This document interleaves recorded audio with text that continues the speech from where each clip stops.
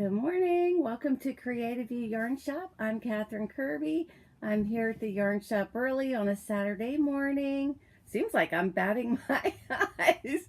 I feel like the stepsister in that old Cinderella movie where the prince says, you're batting your eyes. The other one had creaky knees. Do you ever watch newscasters and they must have to stay so focused when they're reading because they don't want to bat their eyes? So here we are. It's a Saturday morning. The sun is shining bright. Maybe we're finished with snow. I don't know. Years ago, they'd call the last snow the onion snow because the farmers would put the onions in and then they'd get a light dusting of snow. But hopefully spring is here. Yesterday, I went outside and I saw I had my first flower up. It's a teeny little irises that are only about that high and they're so darling. And then this morning I went out and suddenly all of these daffodils are coming up. That's what I love about putting things in the ground, is every day you seem to get a reward. So on with the show. I'm going to try to get this podcast in before customers come banging on the door. So we picked out some wood for our kitchen, a wooden floor for this room, for that room, for the hallway, because the house is so all torn apart. And when the man called my husband told him our choices. He said, "Oh, they're not in the budget." Well, I thought vinyl sounded cheaper. That would totally blow your budget. And then I had a friend yesterday that told me about a friend of hers who went on vacation, came home, and the entire house was flooded from a toilet problem. The entire house had to be gutted. Everything was ruined, even the furniture, because I guess they came home to mold, and they put down cheap floors for her. And I don't want that to happen. So one thing I noticed is our existing kitchen cupboards are like a light oak. And then underneath that, I think I said this in another podcast, they put a gray backboard. And you wouldn't think light brown and light gray would be good together, but they're great. So we all gravitate toward our own color choices. People will come into the shops and I'm always picking out the same colors.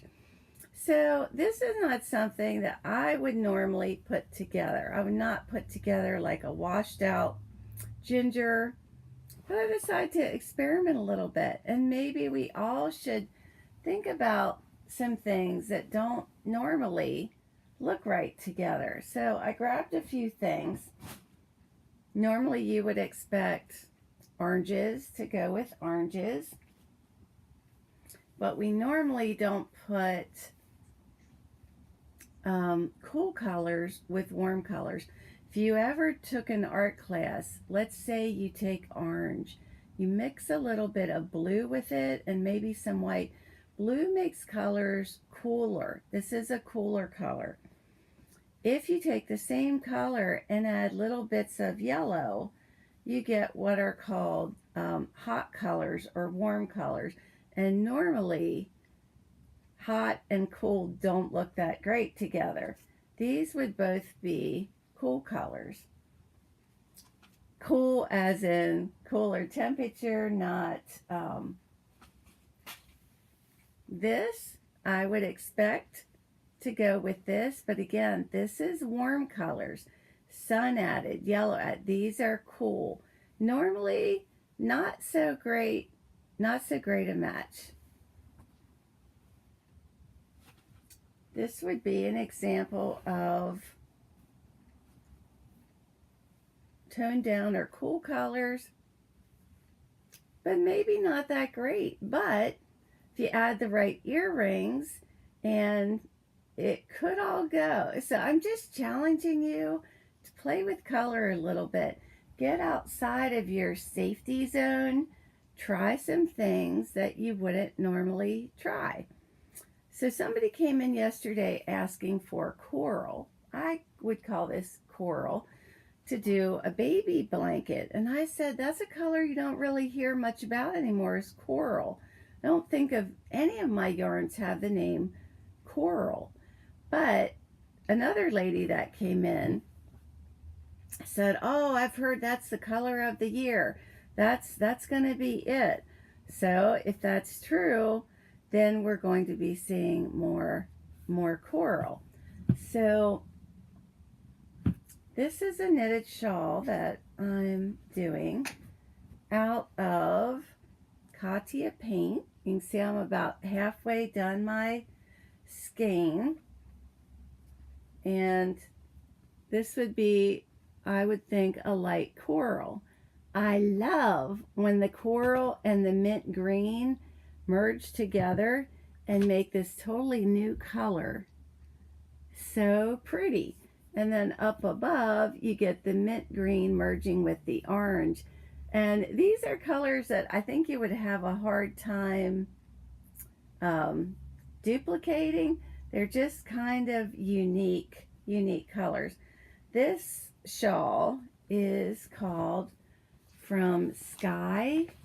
Let's see, I'll find it for you. It's a Calora Hudson pattern. And one thing people have been saying is they're not always catching the name. And at this point in my life, I just can't do show notes. Maybe later. Here's a picture. Calora Hudson. I've shown other things before of Calora Hudson. I like her things. So there's her name, Calora Hudson. And it is called Over the Sea to Sky, S-K-Y, with an E added for a little bit of, I'd like to also do it in a solid color, but I've enjoyed all the pattern switches and kind of challenging myself to create a shawl. You know, as long as you're doing your increases and get patterns that go with it, you'll be good. And you know, I'm always challenging all of you to do a little bit of creativity. So the lady that said coral is in, that's the color. She came into the shop and I said, oh, look at your sweater. So my daughter found this in the closet. I don't know how long it's been there. It's like the time I heard this story that a woman said to this other, oh, I love that dress. And the woman said, this old thing? And her little boy said, Mom, you just bought that yesterday.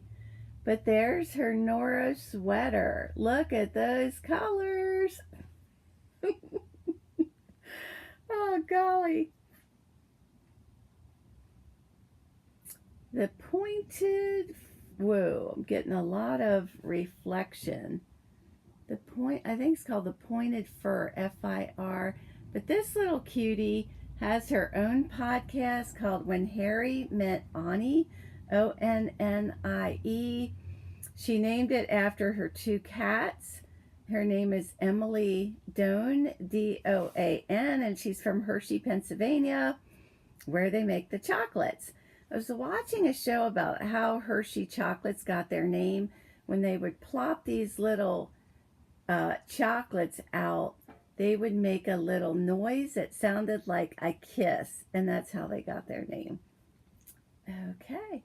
I had put a little, if you want to follow me on Facebook, who remembers the crocheted bookworms?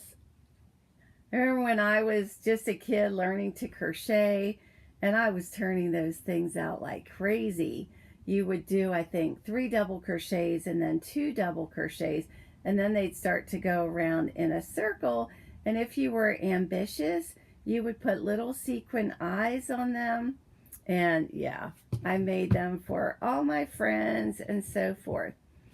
Here's something that Ellen Bibb made and brought in this week.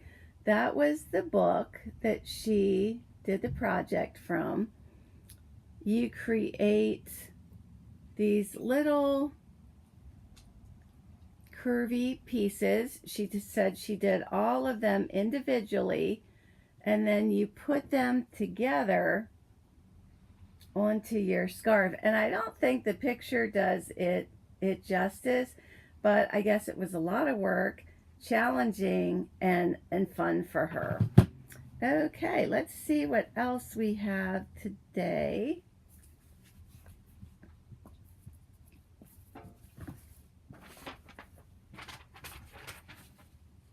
Since I pulled this out, I'll show you this. This was done with a juniper moon yarn that was called Willa.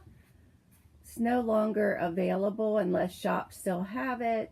It's a 60% merino wool, 40% super kid mohair, and they said that if you didn't like mohair, you hadn't found a good quality blend.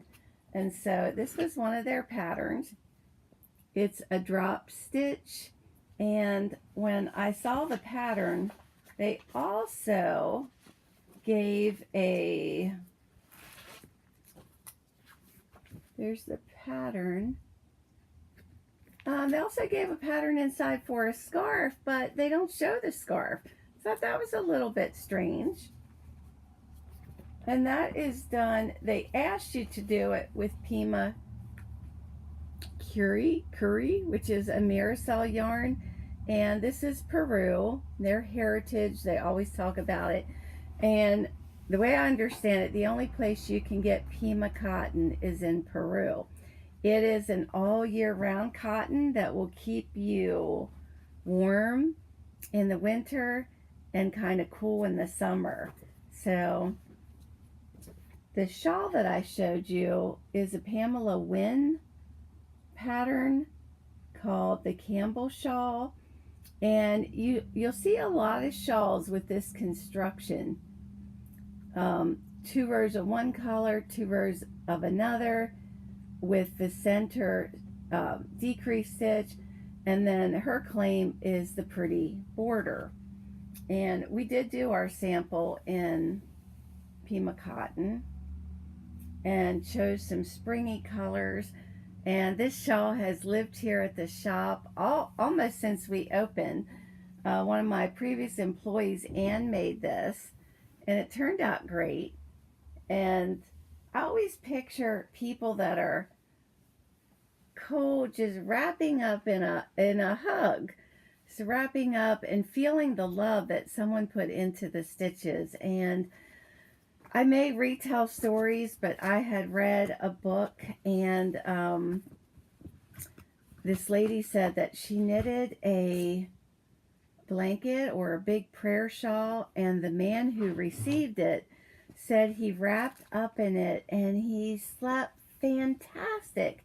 Said, I haven't slept that good in weeks. And she said, well, I prayed with every stitch I knitted. Think about it. You're knitting joy and happiness and prayers for that person into every stitch. So I have a bunch of crochet students, and one of them wanted to try this blanket, and we thought it was crochet, and it's not. It's knitted, but look how cute. So I am going to have to do this at some point, by Judy Lamb and Stacy Smith, and all those little choices of animals. So what we downloaded instead was this pattern that I've admired for some time, Sleep Tight Baby Bear. Can also do a little pillow. People do hats. And I'm thinking of a little child saying, there's mommy, there's daddy, naming their sisters and brothers. And you have to buy both of these patterns. It's a little bit challenging, especially for someone who's new to do these. So I think it's going to be fun. I think this gal, Renee, is up for the challenge. So next Monday at class, we're gonna forge ahead. Talking about little ones, this is a little sweater. Again, Anne, when Anne worked here, Anne knitted this. She said it wasn't the easiest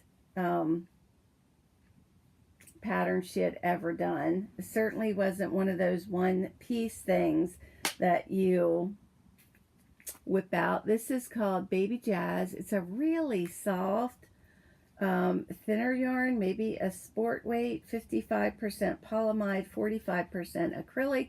You can make socks with it because of the nylon. The pattern was from this book by Cornelia Tuttle Hamilton, and there are some nice things in this book, some cute sweaters and all. And here's the baby sweater. So when you knit it, you do the lower back and bind off, and then the lower right front, the lower left front, the sleeve, so everything's kind of piece. And that's why Anne said it wasn't the easiest. But she does have some cute things in the book. And I know some people come in and say, well, a book is worth it if you're going to make 2 things. Some people say 3 things. But with patterns going up, books seem like a good deal. And yet, some people don't want books. They want paperless. So while we're talking about our little kids, little lammies, little babies and all that, to show you this book. And I think I mentioned on one of my podcasts, my husband and I were watching this show, and it was Christmas time, and George the lawyer was dating a new woman in his life, and she was so excited to give him her Christmas gift. And when he opened it, it was an apple cozy so that your apple doesn't bruise. And he was like, oh, thank you. I really like it. Cute little apple cozies. Oh, I took a class. I made it myself. And that's all she gave him. Just a little. But this is a cute little book for crocheters. And what did we crochet this week? This is an Annie's Attic book. It does have some nice things in it. This set is what I worked on. I would like to do the mittens. I would like to do it in other colors. And there are some decent things in this book that I think it's worthwhile. It sells for $9.95 in the US. There's a guy hat, which could also be unisex, a headband, fingerless mittens and a hat. One thing that really didn't occur to me is at Christmas time, knitters and crocheters come in and say, do you have a pattern for like a matching hat, mittens, and scarf? So this would definitely be it. And I decided to do a child size. Excuse me for reaching here. I haven't gotten the mittens done. Did it in Cascade Pacific Color Wave. And the scarf pattern, I mean, it's okay. It's a pretty standard pattern, but I think the hat is really cute. And I think the mittens will be really cute. And I want to try it in a solid colors too, because I like the way it looked in the book. So still doing winter knitting, but thinking ahead to spring. A bunch of spring projects that I can't wait to show you, but I'm holding off a little bit. So there is a nice book for knitters called, oh, before we get out of the kids segment, I wanted to show you a few things. So if you want to teach kids to knit or crochet, this is the Learn to Crochet for Kids, put out by Leisure Art. And I wanted to just do a quick little review. It's by Rita Wise and Jean Leinhauser. Nice and colorful. Good, nice big pages showing kids exactly what to do. Because I know sometimes diagrams can be confusing. So they go step by step, page by page, and then at the end, a headband, which I think is a good project for a kid. A phone cozy, or whatever you want to put in it. A scarf, and I think doing self-striping yarn would keep a kid engaged. A roll-up pencil holder. So I think the projects are neat. I don't understand when you have a book for children and you have them making keychains. Well, kids don't drive cars unless they have a house key. And then I thought I would do knitting for kid books. So this is Knitting with Gigi, and this is Gigi Knits and Pearls.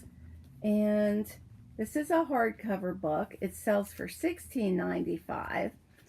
And this tells a story about Gigi.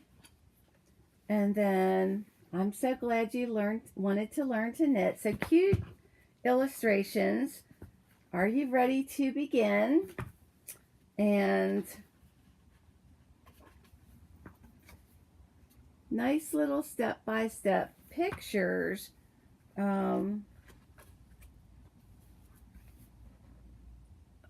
It seems really wordy, but it's taking you step by step. How to start a new yarn ball and so forth, how to sew up a seam, how to fix a drop stitch, how to weave in ends. And then there's the classic pot holder. Sounds like when I was a kid, you always had to do a pot holder. Or you can take the squares and make a blanket. And